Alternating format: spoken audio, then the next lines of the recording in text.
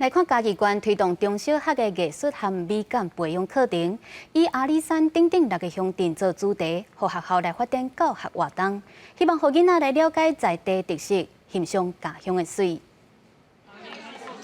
囡仔一个用锤仔来制作原住民的手背布，边仔阁有大人甲囡仔用雷布来体验雷地。嘉义县的图书馆在时啊举办美学成果发表，来自新港、溪口、水上、太保、环路、甲阿里山的学校，唔但等咱学生设计在地特色，嘛规划体验课程。我觉得孩子透过这样的课程，他慢慢的觉得可以发现说，原来自己的文化或者自己的工艺也是那么的美。那慢慢的也可以让孩子可以带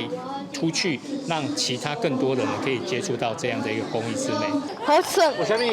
因为一直卡做好爽的。嘉义县教育处表示，这个配合教育部艺术甲美感的深化计划，计共有3年。今年是第1档的成果发表，希望透过课程甲活动规划，让学生囡仔更加入捌家己的地理特产甲人文风景。